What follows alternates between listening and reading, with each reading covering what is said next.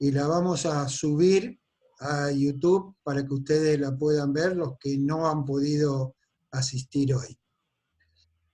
En segundo lugar, quiero decirles que en cuanto a la regularización de la disciplina, ya la presencia de ustedes basta, pero además haremos una serie de evaluaciones de tipo formativa, es decir, investigaciones, choice, etcétera, que son conceptuales solamente, y aquellos que tengan un buen porcentaje de ellas resueltas de forma adecuada, tendrá quizás una instancia promocional en el final, de acuerdo a lo que nos están pidiendo las autoridades.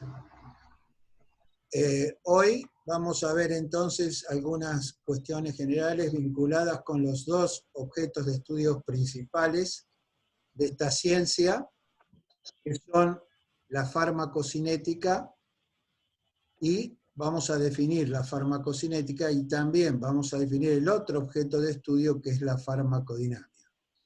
Y nos vamos a ocupar de algún aspecto relacionado con la farmacocinética.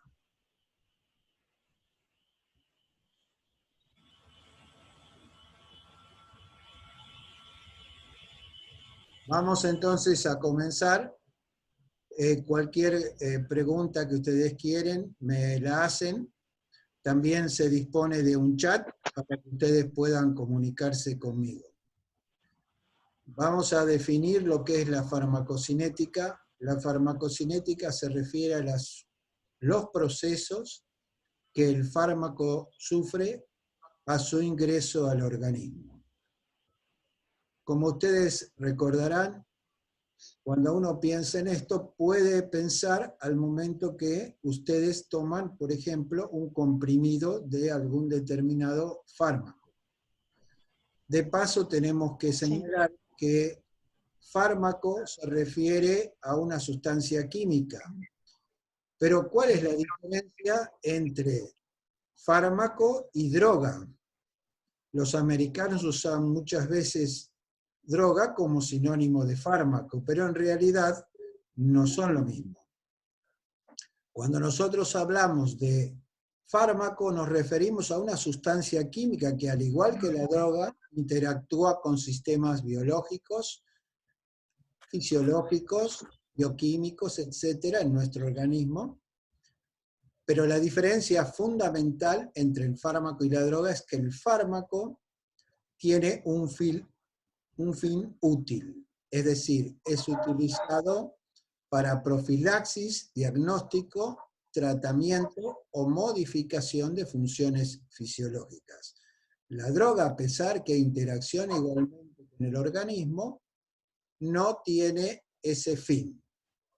Una droga puede ser la marihuana, la cocaína, pero también puede ser un tóxico, también es una sustancia química que interactúa con nuestro organismo, pero no tiene un fin útil. Como ustedes ven, lo que diferencia fundamentalmente un fármaco de un tóxico o de una droga es el fin útil que tiene. Una vez que, volviendo a la situación en la que se ha ingerido. ¿Puedo preguntar? Sí, por favor. Sí, no, mi pregunta es, porque esto se me generó en el multiple choice que ustedes dieron, que me parece que lo resolví mal porque puse la B, puse que era una sustancia química, pero los fármacos ¿no están hechos con droga? No, las drogas son, por definición, lo que acabo de decir. El fármaco Sí. es químico, igual que una droga, ¿sí? Pero la finalidad que tiene es una finalidad útil. Bien. Se utiliza para, como dije, profilaxis, diagnóstico, etc. Cuando se ingirió volvemos. Gracias. Cuando se ingirió de nada. Cuando se ingirió la pastilla, el comprimido, entonces ya desde ahí tenemos que va a sufrir una serie de procesos. a su ingreso al organismo, el comprimido va a ser deglutido, va a viajar por el esófago y va a llegar al estómago. El primer proceso que va a sufrir es lo que llamamos disgregación. Eso lo va, cuando hablamos de disgregación, significa que ese comprimido se va a producir una ruptura del mismo, una disgregación en partículas. Y luego va a llegar desde el estómago al intestino, sitio principal de absorción, y allí va a sufrir un proceso que se va a llamar disolución. Disolución significa que el fármaco, recién descrito, lo que es un fármaco, o principio activo, queda rodeado de moléculas de agua, es decir, lo que llamamos el fármaco libre, y queda en condiciones de ser absorbido.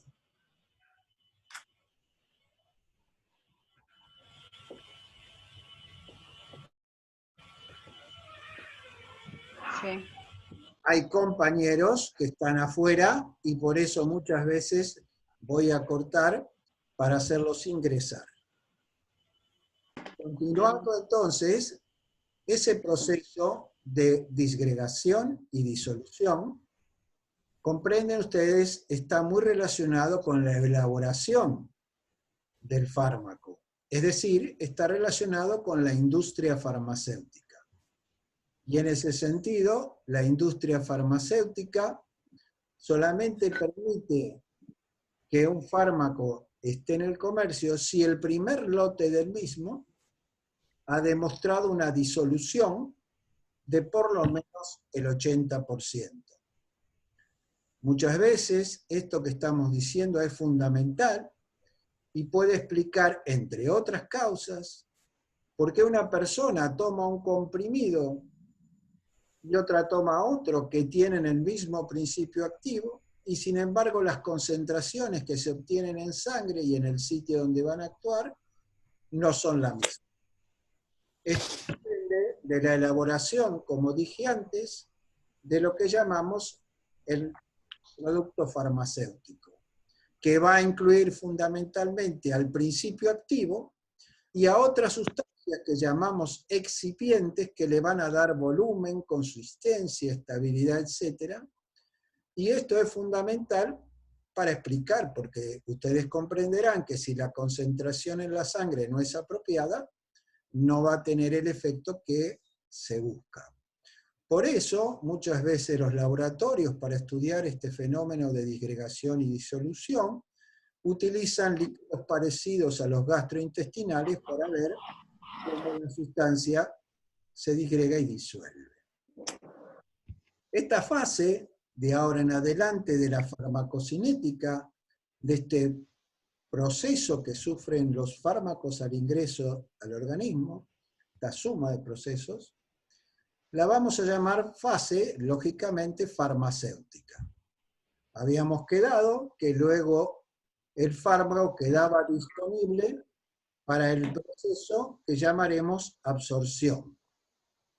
La absorción debe entenderse claramente su significado en relación con otro término que voy a mencionar después, que es la biodisponibilidad.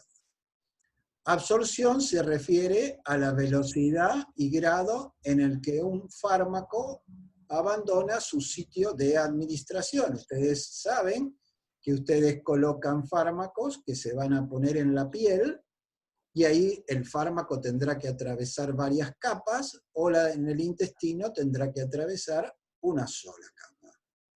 Este proceso de absorción no dice nada acerca de lo que ocurre después y debe diferenciarse claramente de lo que llamamos biodisponibilidad. La biodisponibilidad se refiere a la fracción, digamos, que alcanza del fármaco la circulación general, el sitio de acción o un lugar cercano al mismo. ¿Por qué es tan importante esto de la biodisponibilidad? Porque cuando un fármaco, por ejemplo, a nivel gastrointestinal, es absorbido en el intestino, puede ser degradado por sustancias que llamamos enzimas, que son proteínas, ya sea en la mucosa intestinal o en el hígado. Y la fracción que va a llegar a la sangre o al sitio donde va a actuar el fármaco puede ser muy pequeña. Si ustedes tienen algún familiar o conocido que utiliza medicamentos, por ejemplo, para el tratamiento de esta enfermedad que llamamos angina de pecho, verán que la persona, cuando tiene el dolor anginoso en la zona precordial, no se toma la pastilla y la deglute, sino que se la coloca debajo de la lengua. La razón es que si esa persona tomara la pastilla en lugar de colocarla debajo de la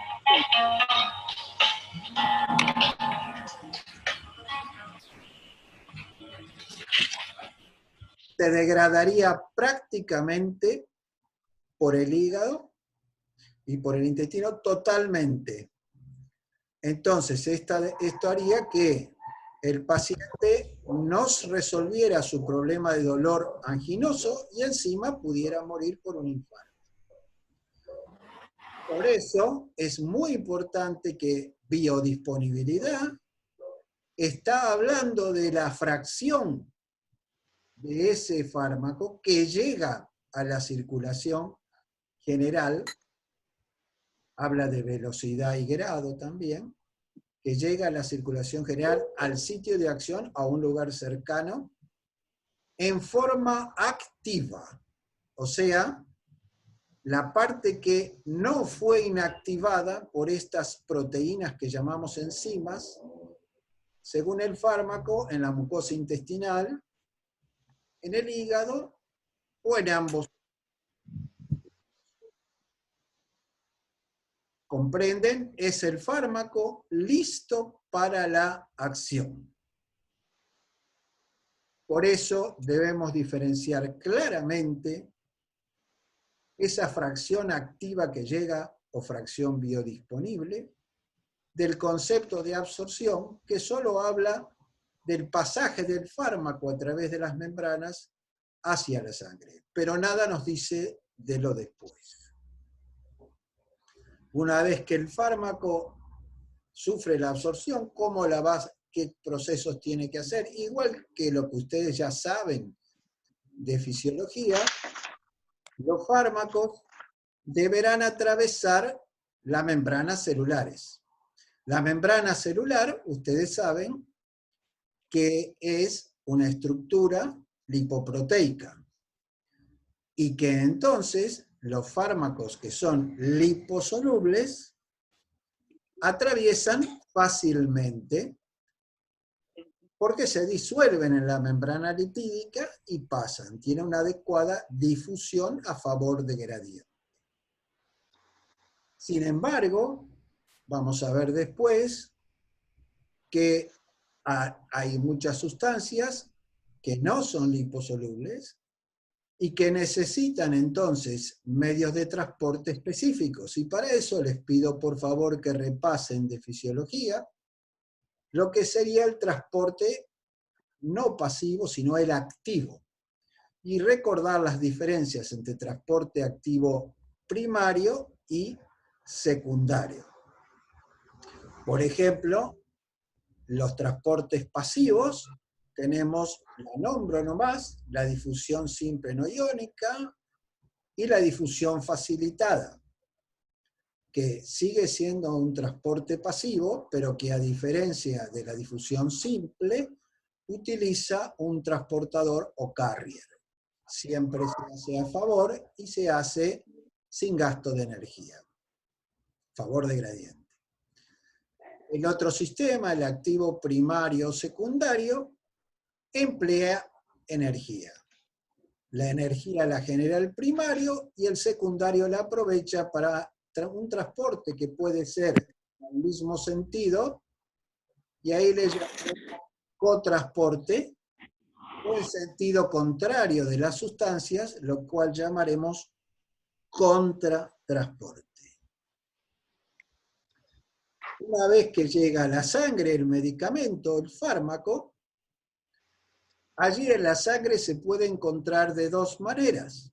Se puede encontrar como fármaco libre, otra vez es el principio activo fármaco rodeado de moléculas de agua, o puede unirse a las proteínas plasmáticas, fundamentalmente a la albúmina y a la glicoproteína alfa-1 ácida.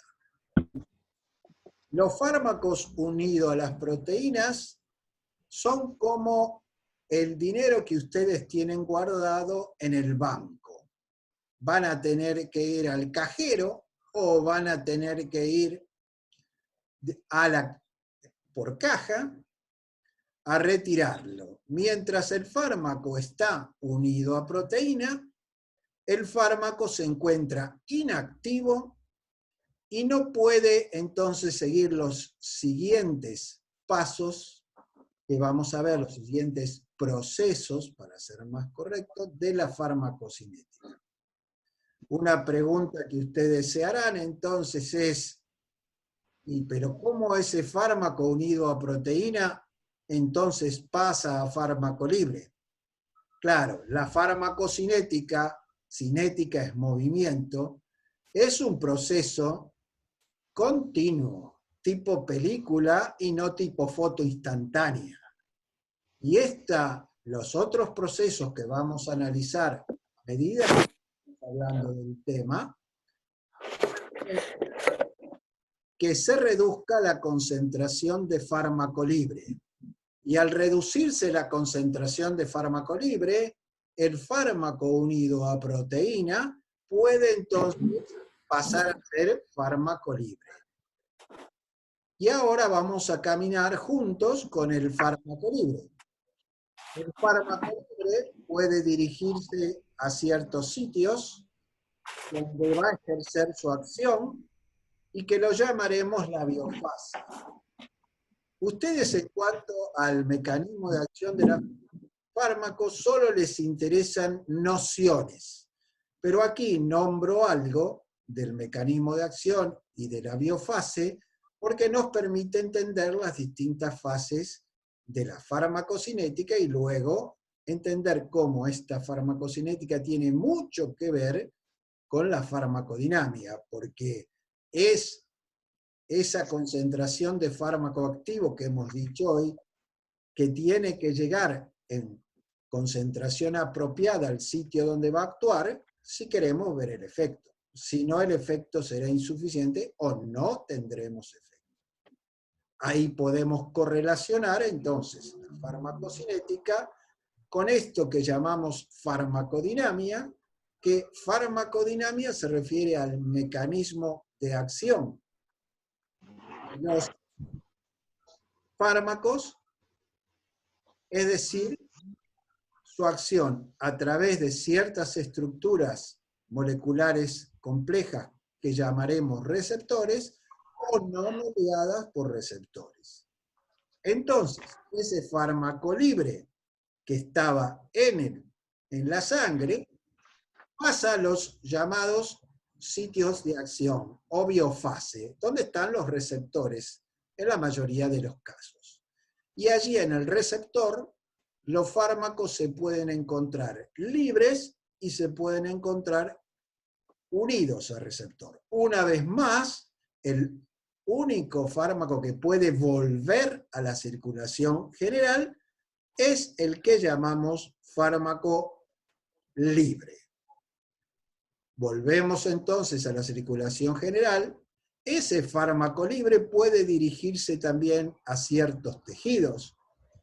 Por ejemplo, hueso, grasa, músculo, células de distintos órganos, líquidos transcelulares, por mencionar algunos, que también pueden tener el fármaco en estas dos condiciones, como fármaco unido a depósito o como fármaco libre. Solamente el fármaco libre es el que puede volver a la circulación general. Este fármaco libre puede sufrir un proceso muy importante del que ya dimos rudimentos de qué consiste, que es pasar a los sitios donde va a ser metabolizado. ¿Qué significa metabolizar? Metabolizar significa, volviendo al concepto inicial, que nos decía que había ciertas proteínas con función especializada que llamábamos enzimas. Cuando un fármaco es metabolizado, sufre alteración de su molécula por la acción de enzimas. Ese proceso tiene una sola dirección y es hacia el órgano metabolizador. Como ustedes comprenden, la gran usina de nuestro organismo es el hígado, pero no es el único lugar, como aprenderemos luego, en los que se metabolizan los fármacos. Siguiendo con el ejemplo del hígado, el producto que se va a generar por la acción de las enzimas sobre la molécula del fármaco ya no se va a llamar fármaco, se va a llamar metabolito. Y este metabolito también con una flecha de una sola dirección puede volver a la circulación general como metabolito libre y puede hacer lo mismo que hace el fármaco libre. Para finalizar este esquema, el fármaco libre puede ser excretado y también la excreción implica, ¿no es cierto?, una sola flecha, de una sola dirección. ¿Por qué? Porque se produce hacia el órgano principal excretor que ustedes ya conocen, que es el riñón. Antes de seguir, quiero saber si sobre lo que he dicho hasta ahora hay alguna pregunta en particular. Sí, yo quiero preguntar algo, profe. Lo estoy escuchando. Soy Silvia. Sí, Soy Silvia, ¿cómo le va? adelante, Silvia. Quería preguntarle si siempre que tomamos un fármaco y pasa todo este proceso, siempre hay un fármaco libre. Sí, siempre ¿Siempre va a generarse el fármaco libre? el fármaco libre debe generarse y este proceso de conversión en moléculas del fármaco rodeado de agua es fundamental. Es fundamental. ¿Me explico? Sí. No se puede producir una absorción si no hay, el tabaco no está como fármaco libre. Perfecto. Recuerdo que esos procesos dependen de la industria farmacéutica y son la disgregación y luego la disgregación. Perfecto. Otra duda que tengo. Adelante. Con respecto a la biodisponibilidad. La biodisponibilidad sería con qué rapidez actúa el fármaco en llegar al lugar, digamos. No, la biodisponibilidad sería la fracción de fármaco que llega en forma activa luego de su metabolismo por el hígado o por el intestino en este caso. O sea, Perfecto. supongamos que entendemos por 100% el fármaco que forma parte de un contenido, ¿verdad? De un comprimido, pero ese principio activo es 100%. Si yo digo que un fármaco tiene una biodisponibilidad del 70%, ¿sí? ¿Cuánto se perdió por metabolismo? Digo que tiene una biodisponibilidad del 70%. ¿Cuánto se perdió? Le estoy preguntando a usted. ¿El 30%? Exacto. O sea que llegó activo el 70%. ¿Sabe cuánto, Perfecto. ¿Sabe cuánto llega activo de los fármacos que se usan para el tratamiento de la angina de pecho? Llegan menos del 1% si uno la toma por boca. se da cuenta, Claro. no hace efecto. Por eso se pone debajo de la lengua. Perfecto. Y eso, por ejemplo, tiene que ver si es una cápsula, un comprimido, un jarabe, o sea, depende de eso también, ¿no? Por lo que usted está diciendo. En este caso es necesario que la forma farmacéutica, que así se llama el comprimido o lo que sea, cápsula, lo que usted llame, pueda ser colocado para su función, o sea, para que cumpla la función de hacer el efecto, tiene que colocar, en este caso, debajo de la lengua. ¿Está? Si fuera una cápsula, por ejemplo, la cápsula debe liberar en el lugar que corresponde los gránulos que tiene adentro. Por ejemplo, si es un medicamento para tratar la acidez, sería destruido si se libera en el estómago. ¿Me explico? Entonces, Sí. tiene que tener alguna forma de protección, ¿sí? Que se llama Para que haga el efecto. para que no sea degradado ahí. ¿Está? Y es muy importante muchas veces que los comprimidos o las cápsulas que se ingieran no se abra la cápsula, ¿sí? Porque si no se altera toda esa propiedad que estamos diciendo. ¿Se entiende? Debe tomarse enterita. Sí. Bueno. Perfecto, gracias. Muchos comprimidos van a tener lo que se llama, digamos, cubierta entérica. Les va a evitar que sean absorbidos en el estómago y lleguen al intestino. Ya que dije varias veces esto de estómago e intestino, quiero señalar que el órgano principal de absorción es el intestino y el de digestión el estómago. ¿Por qué? Porque de acuerdo a su estructura-función, el estómago tiene una superficie pequeña, una alta resistencia, un moco grueso, mientras que el intestino tiene un moco delgado, una baja resistencia eléctrica y una amplia superficie similar a una canchita de fútbol de 200 metros cuadrados. Por eso, el sitio de absorción principal de los fármacos es sin duda el intestino. El intestino delgado. ¿Estamos? Perfecto. Bien, Sí. ahora continuamos entonces con la segunda parte que vamos a ver hoy, con lo que ustedes saben que una reunión nos permite estar 40 minutos nomás, por eso es importante que los aprovechemos. Yo quiero decirles algo entonces del primer proceso que hemos mencionado, que se acordarán que era la absorción. Pero antes, algo muy importante. Cuando hoy en día alguien abre un libro de farmacología y busca farmacocinética en un determinado fármaco, muchos libros ya no dice farmacocinética, dice LADME.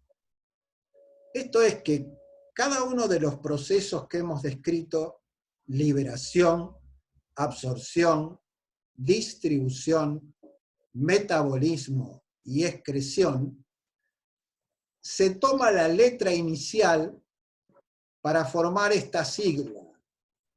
Liberación empieza con L, entonces L del LADME. Absorción con A del LADME, y así sucesivamente. O sea que yo, cuando me refiera a lo que el fármaco, ¿no es cierto?, lo que el organismo le hace al fármaco, o sea, la farmacocinética, voy a referirme a estos procesos con la sigla que acabo de describir, que es LADME, liberación, absorción, distribución, metabolismo y excreción. Hoy nos vamos a ocupar de la parte que corresponde a absorción, cerrando esta primera charla. La absorción dijimos que era la velocidad y grado con que un fármaco abandonaba su sitio de administración. La absorción tiene parámetros generales que la regulan.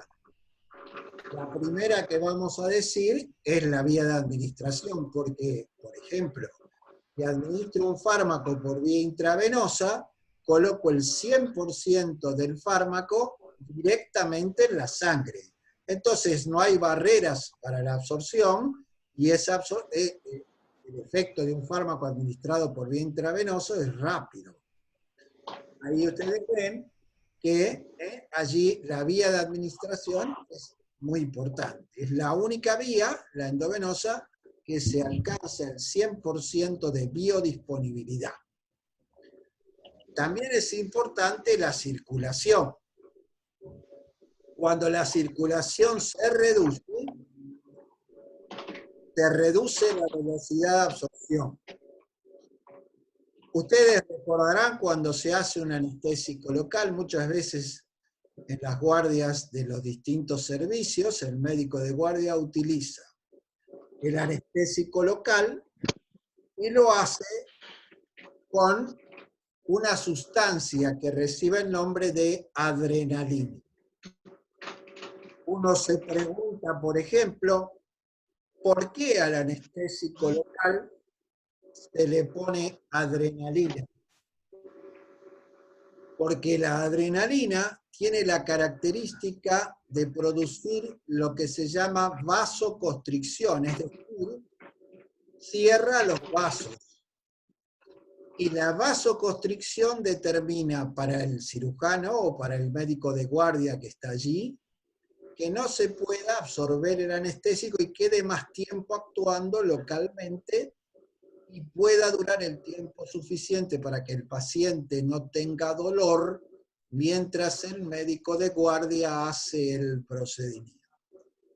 Además, adicionalmente, la adrenalina, es decir, vasoconstricción, va a reducir la absorción, como dijimos, del anestésico local, que si entrara bruscamente en la circulación, podría producir paro cardíaco, convulsiones y otros efectos indeseables. Lo que sí recordaremos desde hoy es que no debe hacerse nunca adrenalina con anestésicos locales en sitios de circulación terminal, porque podría producirse gangrena. Sitios de circulación terminal son, por ejemplo, la punta de los dedos, la nariz, los labios, el lóbulo de las orejas, el pene, etc. Bien. Y entonces produzco vasoconstricción, retraso la velocidad de absorción. Muchas veces podemos ver que se utilizan masajes, muchas veces en muchos sitios de administración. ¿Por qué el masaje? Porque el masaje y el calor local aumentan la circulación y esto, al revés de lo que dijimos antes, aumenta la velocidad de absorción. Otro factor importante que regula la absorción en general es la superficie de absorción. Ustedes saben, como dije antes, que el intestino tiene una enorme superficie de absorción, la piel también, etc. A mayor superficie de absorción, mayor velocidad de absorción. También, otra cuestión importante es la forma y el tamaño molecular. Si, por ejemplo, tenemos una sustancia como la urea o el litio, que es un catión, vemos que se van a absorber por los poros acuosos de las membranas de las células. Pero si yo hablo del sodio, del cloro, o sea, de un anión y un catión, su radio hidratado es muy grande y deben pasar por sitios específicos de la membrana celular. Estudiaremos un poquito más en detalle cuando veamos anestésicos locales que se denominan canales.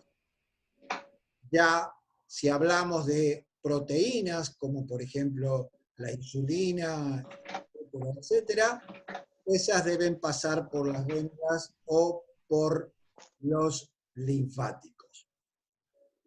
Por lo tanto, ustedes ven, la forma y el tamaño molecular son muy importantes. Igualmente es muy importante la concentración. A mayor concentración, mayor velocidad de absorción. Finalmente, un punto el que voy a desarrollar al final de este tema, es lo que llamamos pH y pK. Pero por ahora, no lo recuerden, volvemos.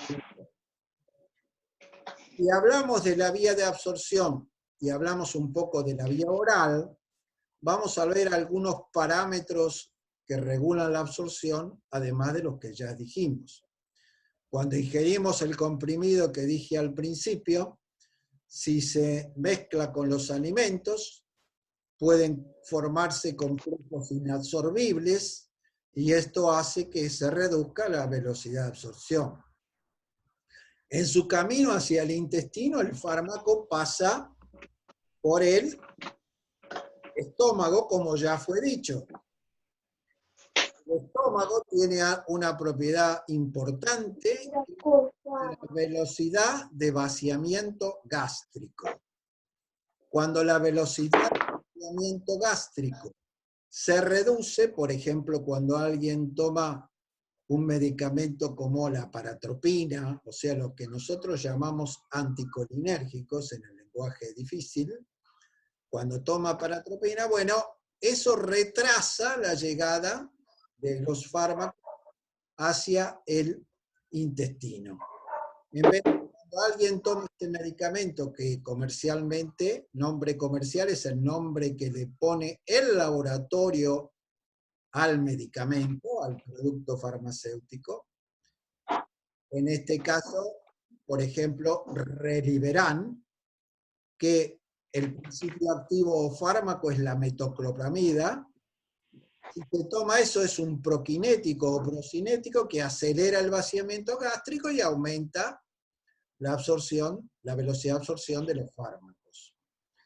Por ejemplo, ciertas enfermedades, como son la jaqueca o la neuropatía diabética, pueden generar retraso en la velocidad de absorción de los fármacos. Una vez que pasó al intestino, sabemos que hay ciertos fármacos que jamás podríamos darlos por vía oral.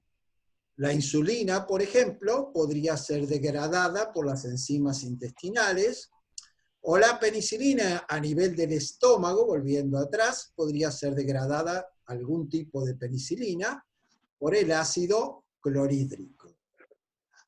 También tenemos que una vez que llegamos al intestino, y ya cerrando esta primera parte de absorción, podrían producirse, como ya se dijo antes, metabolismo. ¿Se acuerdan que metabolismo era la alteración que sobre la molécula del fármaco producen proteínas con función especializada que se denominan enzimas?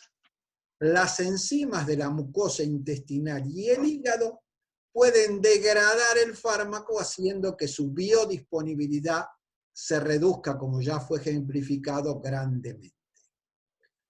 Este efecto por el cual el fármaco absorbido es degradado por el hígado, por ejemplo, tiene un nombre muy particular que ustedes tienen que conocer. Se denomina efecto del primer paso hepático. Y es, como les dije, responsable de la reducción de la biodisponibilidad de muchos medicamentos. Es tan grande esa reducción que directamente no pueden utilizarse por vía oral. Tampoco podrían utilizarse por vía oral medicamentos que tuvieran moléculas muy grandes o que tuvieran carga, es decir, a estos con carga le decimos polares. Si el efecto se produce porque es la mucosa intestinal, la que tiene las enzimas que degradan el fármaco, hablamos del primer efecto, del primer paso intestinal. También, muchas veces, se produce en la luz del intestino. Ahora vamos a ver algo muy importante allí también, un tipo de metabolismo que es esencial y al que paso a referirme ahora. Y para esto vamos a usar una situación que para las chicas es muy común, para las mujeres, y es el hecho de lo que pasa con los anticonceptivos.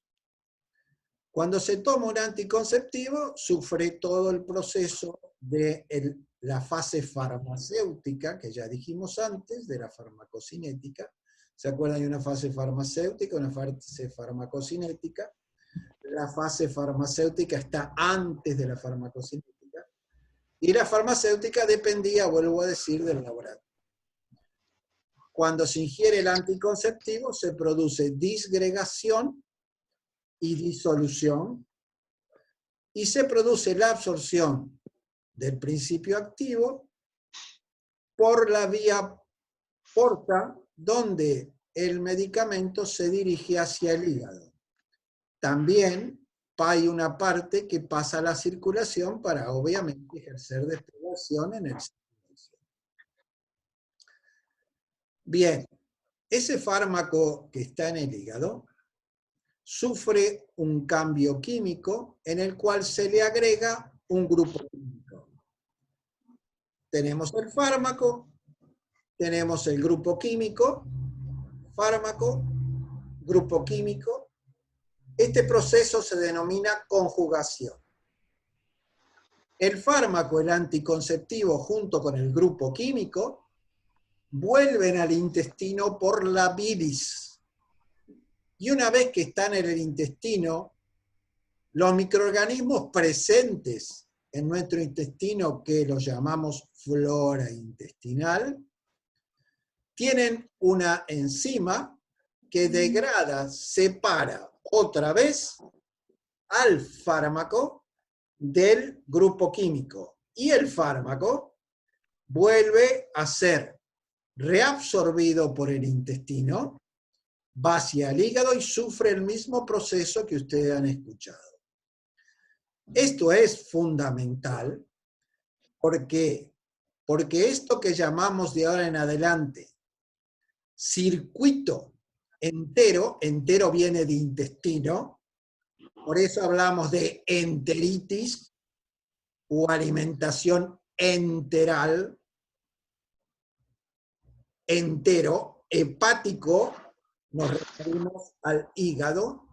Este circuito entero hepático cumple la función fundamental de mantener la duración de acción del fármaco y la concentración plasmática.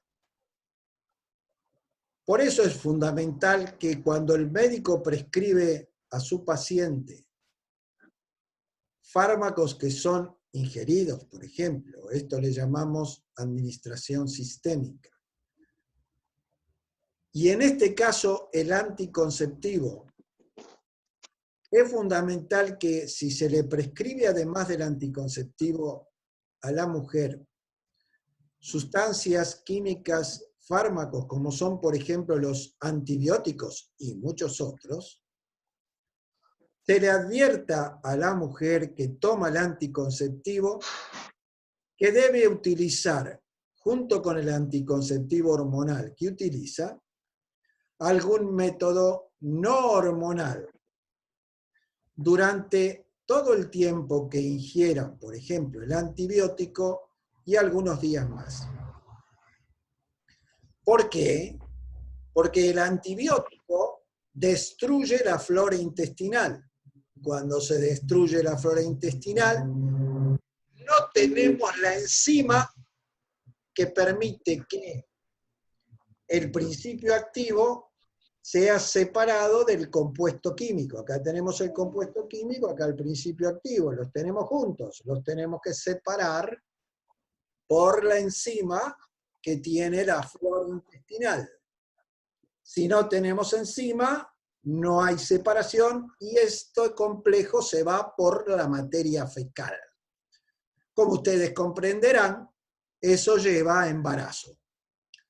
Por eso es muy importante la advertencia que debe hacerse a toda persona que utiliza fármacos que puedan romper este circuito enterohepático, de cómo debe cuidarse, como en el caso del anticonceptivo, o la situación de cómo debe manejarse el fármaco en relación con el circuito enterohepático. El circuito enterohepático, así como es útil, muchas veces también permite que ciertos fármacos que son tóxicos puedan seguirlo. Y entonces utilizamos ciertas maneras que no interesan en este momento químicas con carbón activado para cortarlo y evitarlo, para disminuir la posibilidad de que haga todo el circuito que hemos hablado y se mantenga la toxicidad de la sustancia. Dos conceptos fundamentales entonces hemos aprendido recién.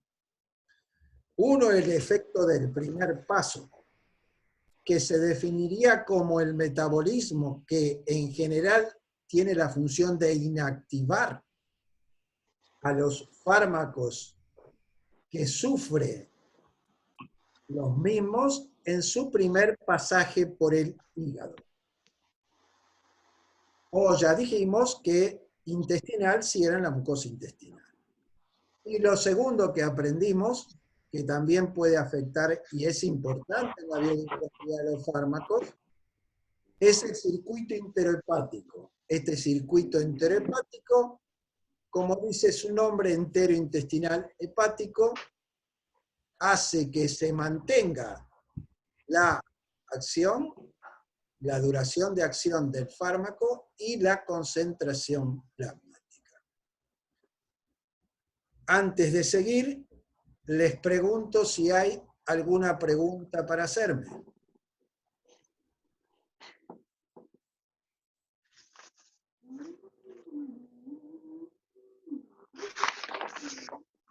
No escucho, no hay ninguna pregunta. ¿Me están escuchando? Sí, sí, no tengo pregunta. Bien. Bien, gracias. Los mensajes dicen lo mismo. De cualquier manera, voy a hablar ahora de un tema complejo. ¿Por qué complejo? No porque el tema en sí sea complejo, sino porque es necesario algo que en podología, digamos, no existe como materia y es química, ¿verdad? Si me equivoco, me corrigen. Por lo tanto, vamos a hacer que muchas cuestiones que yo hablo de química las vamos a relacionar con hechos de la vida diaria. Y ustedes me van a ser un poco juguetón en eso para que ustedes puedan entender los conceptos y llevarlo más a lo que pasa todos los días con una terminología farmacológica. No, vayan, vayan, porque me están mandando, vayan. Vayan. Vayan, tengo poca carga, Martu. Bueno, vamos a comenzar. ¿Por qué no se baña, Martina? ¿Cómo? Perdón, ¿hay alguna pregunta?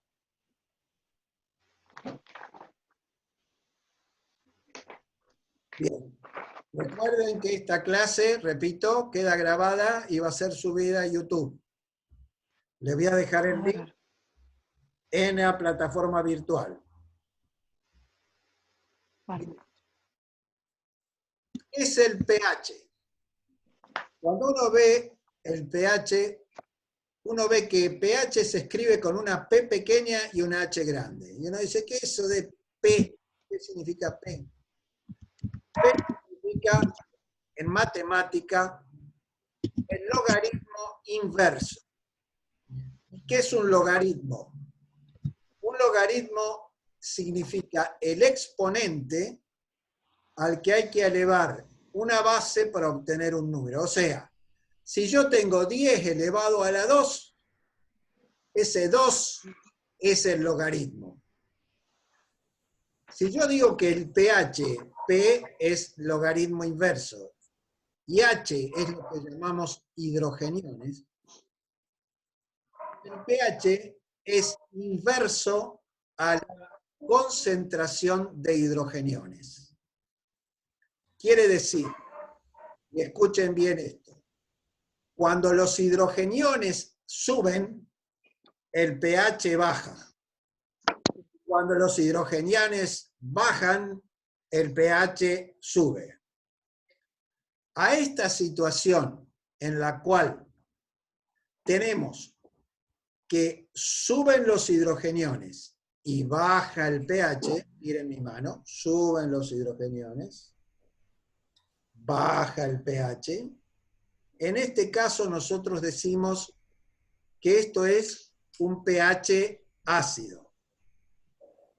Y por ejemplo, en una persona con trastornos de una diabetes que está descompensado, decimos que presenta una acidosis metabólica. Sin embargo, cuando los hidrogeniones bajan y el pH sube, se eleva, decimos que se ha producido, esto es un medio alcalino. Y la alteración ácido-base, por ejemplo, en un paciente que vomita y elimina ácido clorhídrico, se llama alcalosis. La mayoría de los fármacos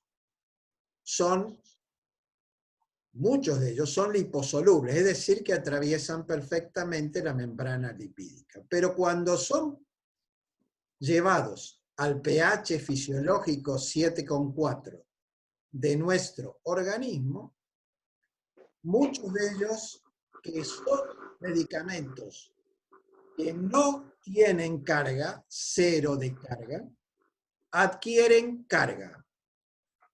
Es decir, cuando esa sustancia no tiene carga, se dice que es no electrolítica. Y cuando adquiere carga dentro del organismo, se dice que es electrolítica. Por ejemplo, un anión tiene carga negativa, un cation tiene carga positiva y son electrolitos. Las sustancias liposolubles son no electrolitos. Si pensamos en la membrana celular, como ya se dijo hoy, está formada por lípidos y proteínas, en forma de mosaico fluido. Las sustancias que son liposolubles las atraviesan fácilmente. ¿Por qué? Porque directamente se difunden en la estructura lipoproteica de la membrana.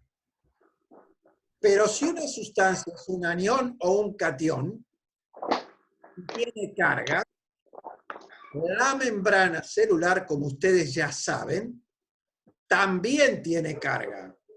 Es negativa hacia el interior y positiva hacia el exterior.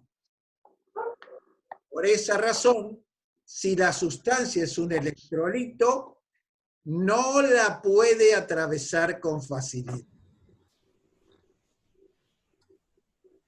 Cuando tenemos esta sustancia liposoluble que entró al organismo, se puede entonces convertir en un electrolito. ¿Qué tipo de electrolito? Puede convertirse en un ácido débil o en una base débil. ¿Qué quiere decir ácido débil? Quiere decir que esta sustancia que entró al organismo, que adquirió carga, al pH fisiológico, que repito es 7,4, puede ceder esos protones, esos hidrogeniones que los representamos como H. Pero ¿cuándo puede ceder? Porque si no, no sería débil. Acá tengo el ácido débil, mi otro dedo es el hidrógeno. Puede ceder. ¿Cuándo puede ceder? Puede ceder cuando en el medio, ¿qué es el medio? El medio es tu orina, es la leche materna, es el líquido prostático. Esos son los medios, ¿sí? Es la sangre. Entonces, en el medio, para que este ácido débil pueda ceder protones, tienen que estar bajos, porque si hay muchos, no puede ceder porque es débil. Entonces, el ácido débil cede protones cuando el medio se lo permite, es decir, cuando en el medio los protones están bajos. Es decir, el ácido débil va a poder ceder protones cuando en el medio estén bajos, es decir, protones bajos, y como esto es, el pH es inverso a los protones, significa cuando haya un pH alto. En un pH alto alcalino, el ácido débil podrá ceder protones porque hay pocos. Pero no solo puede ese fármaco convertirse en un ácido débil. Otros fármacos pueden adquirir carga y comportarse ahora como bases débiles. ¿Y qué es una base débil? Una base débil, a diferencia del ácido que cedía protones, la base débil capta protones. La base débil capta protones. Entonces, preguntémonos cuándo una base débil capta protones. Una base débil capta protones cuando el medio lo permita. Ya dijimos qué medio era la orina, la leche de madre, la próstata, etc. Y preguntémonos cuándo entonces el medio permitirá que la base débil capte protones. Y cuando el pH sea bajo. Cuando haya muchos, claro, tiene que haber muchos protones, es decir, perfecto. pH bajo. pH bajo, como ven en mi mano en este momento, muchos protones, y como es inverso, el pH es bajo, ven que es inverso, número de protones con pH. ¿Para qué? Para que la base tenga suficiente para captar.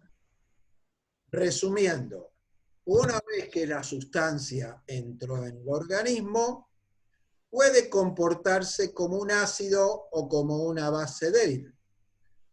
Un ácido débil, entonces, una sustancia que al entrar al organismo adquiere carga y como es débil, tiene capacidad para ceder protones cuando estos están bajos, es decir, en un pH alcalino.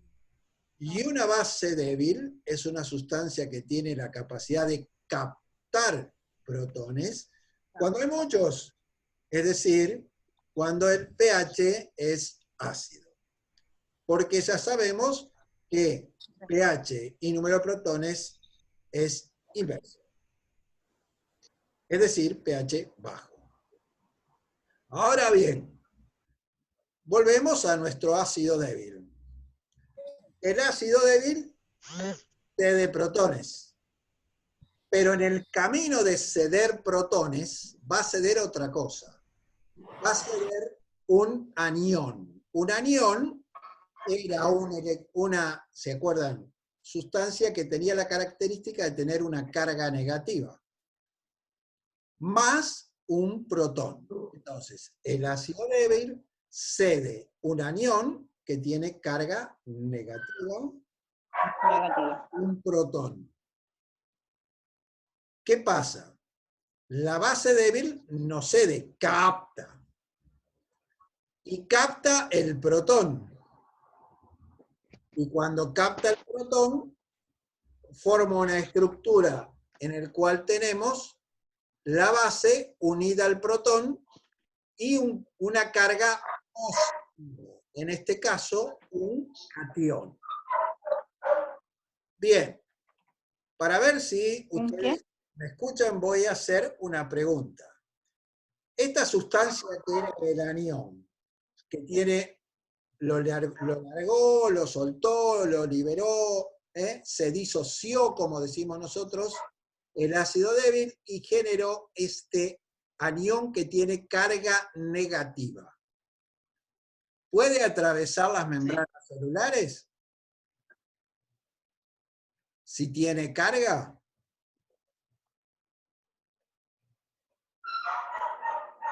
¿Tienen carga las membranas? Sí tienen carga. Entonces, si la sustancia es cargada, ¿puede atravesarla?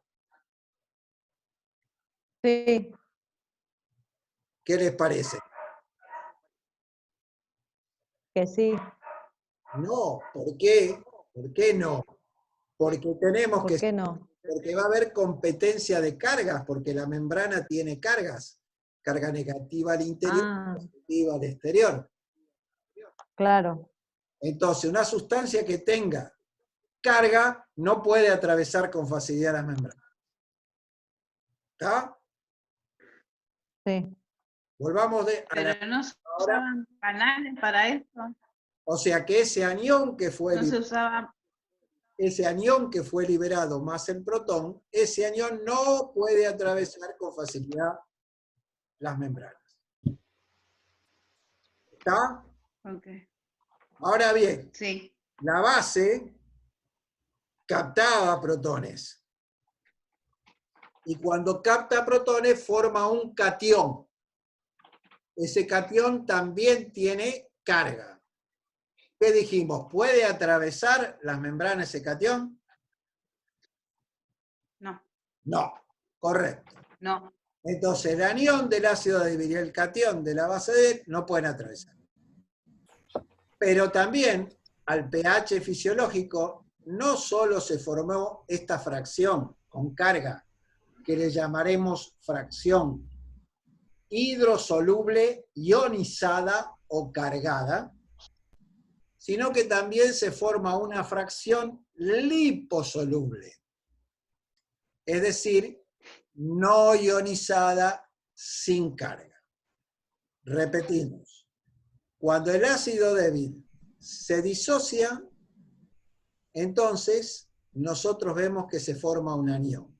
Pero también cuando está en conjunto y aún no se ha disociado, tenemos una fracción que la vamos a llamar liposoluble porque no tiene carga. Y esa no tiene problema para atravesar las membranas. En la base débil captaba un protón del medio y se formaba entonces un catión. El catión no atravesaba la membrana, pero también se forma una porción o fracción que llamaremos liposoluble, que sí las atraviesa. En resumen, el ácido débil cede protones cuando hay pocos en el medio, es decir, un medio alcalino, y se forma una fracción cargada, hidrosoluble, que no atraviesa las membranas, y una fracción liposoluble no ionizada que sí la atraviesa. La base capta protones y se forma una fracción hidrosoluble cargada que no atraviesa las membranas y una liposoluble que sí las atraviesa. Este concepto que acabamos de ver lo aprovecha la farmacología para entender cómo un fármaco o cómo hacer que un fármaco se quede en un determinado órgano o en una intoxicación elimine el tóxico del organismo. Voy a razonar junto con ustedes para que entiendan cómo la farmacología construye este concepto con el que elimina los fármacos y a los tóxicos del organismo de la persona intoxicada. Ya dijimos que era un tóxico. Lo que produce un tóxico es lo que llamamos intoxicación. Supongamos que un chico, como le dicen permanentemente que las aspirinas, nombre comercial, o sea, no es el nombre del principio activo, el nombre del principio activo o fármaco es ácido acetil salicílico. El nombre que le pone el laboratorio es aspirina. Supongamos a los chicos se les dice que las aspirinas son caramelos. El chico entonces, ¿qué hace? Y se come el blister entero. Se intoxica con la aspirina. ¿Qué es la aspirina? Un ácido débil. ¿Qué hacía el ácido cuando podía? ¿Qué hacía el ácido débil cuando podía con los protones? El ácido débil cedía. ¿Cuándo Los puede? protones bajos. ¿Cuándo puede, verdad? ¿Estamos? Y se acuerdan que cuando cede, Cuando el medio se lo permite. cuando cede, se acuerda, exacto, cuando el medio lo permite. Cuando cede se forma un anión, ¿se acuerdan? Con carga. Vamos a suponer que la aspirina tiene el ácido salicílico.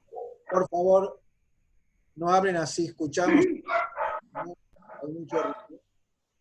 El ácido salicílico se filtró por el riñón, se secretó por los túbulos y llegó a la luz del túbulo.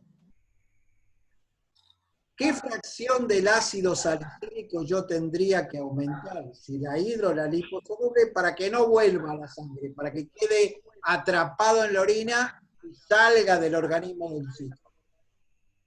¿Cuál de las fracciones, la lipo o la hidro, quedaría en el túbulo y no podría volver a la sangre? ¿La cargada o la no cargada? La cargada. La cargada. La cargada tiene carga y hay competencia con la célula, entonces se quedaría atrapada. ¿Verdad? Entonces lo que yo tengo que lograr es que la aspirina en su mayor parte quede atrapada en la orina y no pueda volver. ¿Qué tendría que hacer con la orina para que ese ácido débil haga lo que sabe? Ceda protones y aumenten los aniones. ¿Qué tendría que hacer con el pH de la orina? El pH, ¿subirlo o bajarlo? Para que este ácido débil ceda protones. Tuviera que ser alto. Exacto. Tendría que elevar el pH, es decir, bajar los protones. Entonces, estos pacientes intoxicados con aspirina, le damos bicarbonato, le hacemos por la vena yugular bicarbonato, subclavia, perdón, por la vena subclavia bicarbonato, que ese bicarbonato va a alcalinizar el plasma y va a sacar la aspirina del sistema nervioso, y va a alcalinizar la orina haciendo que el ácido débil ceda protones y aumente ese anión que se forma, que es la parte hidrosoluble, de tal manera que la aspirina queda atrapada en la luz del túbulo. Esto es lo que llamamos la trampa iónica. Es decir, trampa iónica sería aumentar la fracción hidrosoluble para lograr que quede atrapada la aspirina, en este caso, en la luz de la orina, en la luz del túbulo, en la orina, para poder ser eliminada. Ahí ven ustedes cómo eliminamos la aspirina en un chiquito intoxicado, por ejemplo, con ella. Pero vamos a suponer un atleta que se intoxica con una droga que se llama anfetamina. La anfetamina produce, entre otras cosas, arritmias, convulsiones, graves problemas mentales, y la gente la usa, los atletas, porque les saca el cansancio. Les cuento que la anfetamina es una base débil. ¿Qué tendría que hacer yo con el pH de la orina para que, igual que hice con el ácido, me aumente la fracción hidrosoluble y la anfetamina quede atrapada en la orina? Que haya muchos protones. Claro, perfecto, perfecto. O sea, darle a la base protones para que se forme la fracción hidrosoluble de la base. Si le doy protones, ¿cómo se llama eso? ¿Qué hace al medio? ¿Cómo se llama cuando aumento los protones? Que capte un cation. Aumento los protones, exacto. ¿Qué le pasa al pH cuando aumento los protones? Baja. Baja. Tenemos que ser, Baja. lo que vamos a hacer es acidificar la orina, ¿sí? Y lo vamos a hacer con ácido, que es vitamina C, o también lo podemos hacer con cloruro de amonio. Como ustedes ven, la farmacología utiliza el conocimiento de pH y pK para tratar de aumentar la trampa iónica. ¿Qué significa? Que modificando el pH del medio y sabiendo lo que hace el ácido débil y lo que hace la base débil,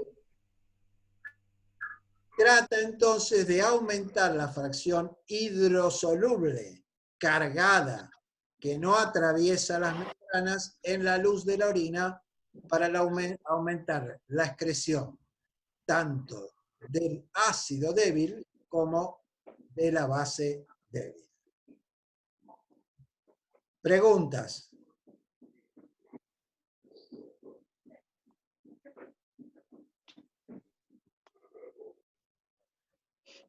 No veo preguntas, lo cual es extraño. No sean tímidos, pregunten todo lo que quieran. Todo lo han entendido, es fabuloso. Bueno, gracias, chicos. Entonces, yo creo que hasta ahí vamos hoy. No quiero más darles, creo que con esto es suficiente. Pero voy a hacer... Vamos a volver a mirar como 3 o 4 veces el video, profe. Después le hacemos las preguntas. Voy a volver a hacer un resumen fundamental de todo lo que vimos ahora. A mí me interesa que lo hayamos entendido, después ustedes lo van a estudiar, pero yo creo que es importantísimo el resumen final. Este resumen final incluye que hoy hemos visto qué significa, cuál es el concepto de la farmacocinética y de la farmacodinámica. ¿Cuáles son los procesos de la farmacocinética? Siguiendo el ejemplo de la utilización de la vía oral, vimos todos los procesos que sufre una sustancia que es ingerida. Y a partir de eso, luego lo utilizamos para estudiar uno de los procesos que es fundamental, que es la absorción, viendo qué factores la regulan, tanto en lo general como en la parte de la vía oral. También hemos visto, entre otras cosas, los conceptos de biodisponibilidad en relación con los de absorción, y vimos lo importante que es, y mucho más aún, el de biodisponibilidad, porque es el fármaco listo para la acción. Si fuera un chico de hace mucho tiempo atrás, les diría yo, había un dibujito animado que me encantaba, porque siempre estaba listo para la acción. Eso es el fármaco que estamos, la fracción biodisponible y la biodisponibilidad. El fármaco listo para la acción. A mí me encantaba He-Man, siempre listo. Entonces, como He-Man, el fármaco listo para la acción, ready for action, como se le dice en inglés, ese fármaco esa porción de fármaco, esa fracción, tal es así que se habla de una fracción, y la defino nuevamente para que ustedes lo tengan claro. Se denomina biodisponibilidad a la fracción de cada dosis que alcanza la circulación general o el sitio de acción por cada una de las vías de administración. Vía de administración, ustedes saben, son las rutas por las cuales el fármaco ingresa al organismo y llega a la circulación general o al sitio de acción o a un sitio cercano. Esa fracción biodisponible nos está hablando del fármaco ready for action, es decir, el He-Man. Es decir, que ya la parte que pasó por el hígado, por el intestino, ya fue inactivado y la fracción biodisponible es la lista para la acción. Por eso la biodisponibilidad de un fármaco se mide en porcentaje del fármaco que alcanza la circulación general o el sitio de acción en un sitio cercano. También vimos entonces las otras fases, no solo vimos la absorción, sino que las mencionamos, las iremos describiendo, como son la distribución, el metabolismo y la excreción. Y nos ocupamos especialmente en la absorción de un punto que hay que entenderlo así, con las manitos. El ácido débil cede, genera un anión, que es la fracción hidrosoluble cargada, que no puede atravesar membranas, y una fracción liposoluble, siempre que el medio lo permita, y como tiene que haber pocos protones, decimos que lo va a hacer en un medio alcalino. La base capta protones y se forma una fracción hidrosoluble que llamaremos un catión, y también una fracción liposoluble. Otra vez, la hidrosoluble ionizada cargada tiene competencia de cargas, no atraviesa con facilidad la membrana, la liposoluble sí. Como la base capta protones para formar la fracción hidrosoluble, si queremos lograr la trampa iónica, tendremos que modificar el medio de tal manera de darle protones. Por eso aumentamos los protones, es decir, bajamos el pH, acidificando el medio. De estas maneras, como hemos visto, atrapamos en la orina y sufre trampa iónica la fracción hidrosoluble de la aspirina, que es el ácido débil, y la fracción hidrosoluble de la anfetamina, que es la base débil. Finalmente, un concepto, bueno, que para un podólogo es simplemente una definición nada más, pero no quiero dejar de darlo, que es el concepto de pK. Solemos oír que el pK es cuando se habla de pK, cuando el pH y el pK son el mismo. Se dice que el pK es justamente el pH en el cual la mitad se encuentra de un ácido débil en forma liposoluble y la otra mitad en forma hidrosoluble. Y en el caso de la base, la mitad se encuentra en forma hidrosoluble y la mitad liposoluble. Pero eso es cuando el pH y el pK son iguales, pero eso no es el pK.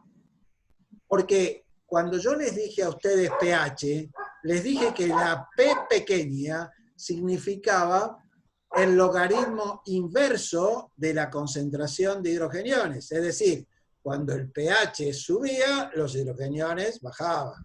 Cuando el pH bajaba, los hidrogeniones subían. Y acá digo pK. P otra vez es logaritmo inverso. ¿De qué? De la tendencia a disociarse del ácido débil o de la base débil. Eso es una constante, es decir, que no varía a diferencia de la variable. Por ejemplo, piensen ustedes ¿qué es una variable? Una variable, por ejemplo, ustedes tienen su computadora, los que tienen, esto lo uso como ejemplo para los que tienen, o el teléfono, lo que sea, hay una carpetita y en esa carpetita uno puede poner video, puede poner música, puede poner fotos, puede poner distintas cosas. Es decir, yo puedo poner diferentes cosas. Es decir, eso significa variable, puedo poner distintas cosas. Pero constante es que siempre tiene el mismo valor. Entonces, la constante de disociación, la que tiene que ver con la separación del ácido o la base débil, a la cual le hago el logaritmo inverso, otra vez, le llamo pK. Los fármacos, Pero la K, sí, por ejemplo, perdón, la K sí, la K es constante de disociación del ácido de la base débil.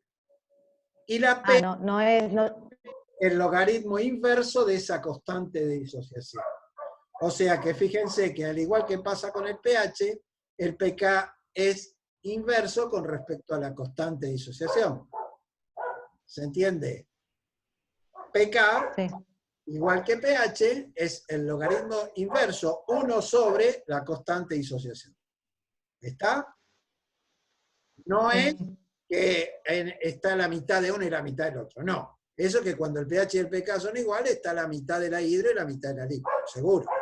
Pero pK es el logaritmo inverso negativo de la constante de disociación que se define como la tendencia a separarse, a disociarse del ácido de la base T. Eso es el pK. Sí, no, perdón, Y ustedes, porque la H significaba hidrogenio.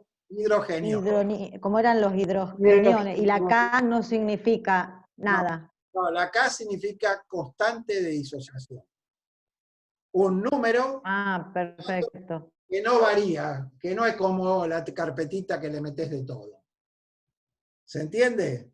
Un número que Muy se bien. entiende siempre. Sí. Para finalizar entonces, el conocimiento del pH y el pK es importantísimo en relación a, como dije antes, poder modificar, construir el conocimiento en farmacología y poder modificar y aumentar la excreción de los fármacos por el organismo. Van a volver a verlo a esto algo en excreción, pero si esto ya se entendió claro, no les va a costar nada verlo. Y también para localizar la acción ¡Martina! de ciertos medicamentos. ¡Martina! ¿Cómo? Toma. No entiendo lo que dice.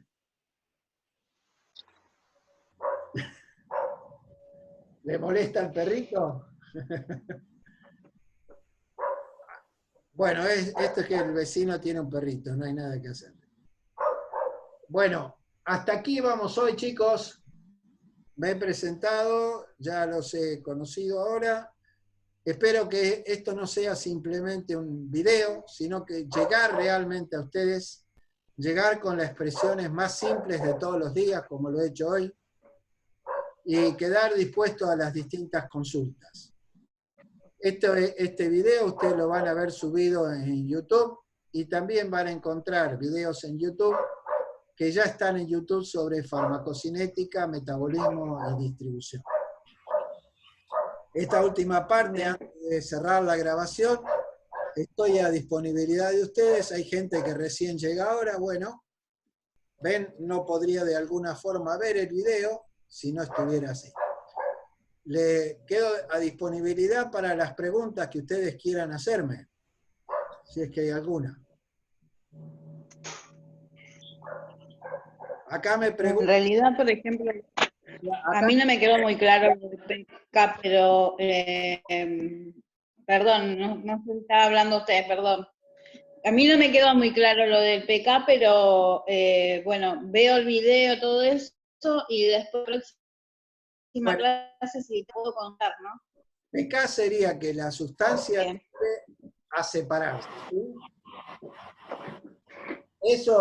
Ese número que mide la separación de la sustancia se llama constante de disociación.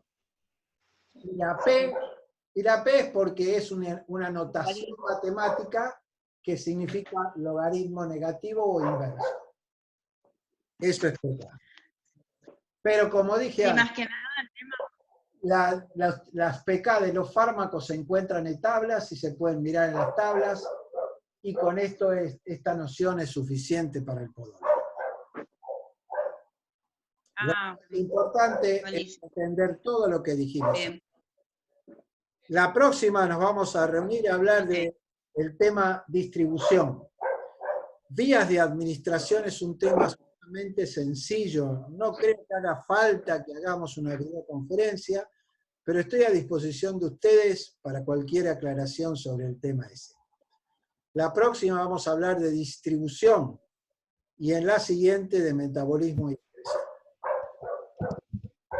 Hagan las preguntas de consulta, participen en el foro y bueno, agradezco su presencia. Los saludo a todos. Muchas gracias.